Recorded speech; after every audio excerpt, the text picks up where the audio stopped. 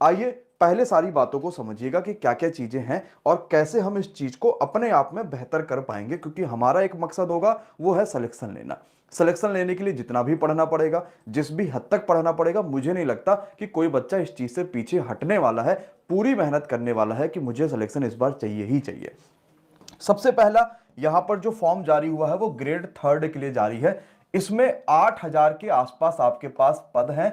कौन सा बच्चा अप्लाई कर सकता है? जो आईटीआई करा होगा या जो पीसीएम करा होगा, लेकिन पीसीएम वाले बच्चों के लिए सिर्फ सिग्नल और टेलीकम्युनिकेशन पोस्ट ही रहेगी, बाकी कोई पोस्ट पीसीएम वाले बच्चों के लिए नहीं है।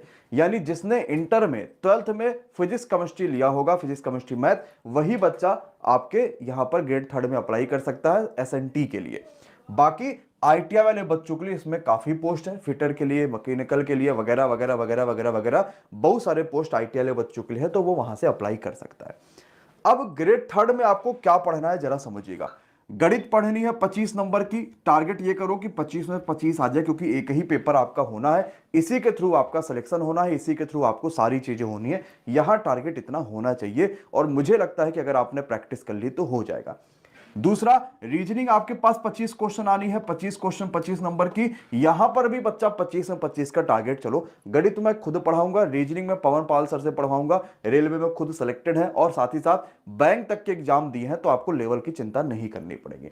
साइंस 40 क्वेश्चन आएगा, और 40 में से ये मान के चलना कि 30 से 32 अगर नंबर कम आपके आएंगे तो सिलेक्शन नहीं होगा किसी भी हालत में। मैं ये अभी बता दे रहा हूं, क्योंकि टेक्नीशियन में बच्चों के पास साइंस में, एक तो आईटीआई में पढ़ते ही हम अपने बेसिक साइंस और बाकी सभी चीजों के, इसके अलावा साइंस में यहां पर पीसीएम वाला बच्चा भी होगा, वो हो सकता है वो अपनी कैटेगरी में करेगा, लेकिन साइंस हम बहुत बेहतर तरीके से पढ़ाने वाले हैं, तो 30 से 32 नंबर आपके पास आएंगे। इसके लिए मैंने अभिषेक सर को यहां पर रखा हुआ है। अभिषेक सर से ज्यादातर बच्चे परिचित होंगे, उनको सरकार ने यंगेस्ट साइंटिस्ट अवार्ड भी नवाजा हुआ है, और साइंस और बेसिक साइंस की महारत उनको हासिल है। ग्रुप डी की बात है, जब कोई अध्यापक आपको उसका सोल्यूशन नहीं करा रहे थे, पेपर एक बार कठिन आया था, सबसे पहले एमडी क्लासेस पर अभिषेक सर ने ही 100% एक्यूरेसी के साथ कराया था, तो वो जिम्मेदारी भी छोड़ दीजिएगा।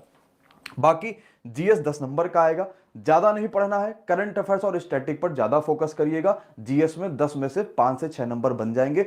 बहुत फोकस करोगे तो यहां पर समय बर्बाद हो जाएगा, बाकी सेक्शन पे ध्यान नहीं दे पाएंगे, तो वही सेक्शन पे ध्यान दीजिए जिस पे आपका सिलेक्शन हो पाए।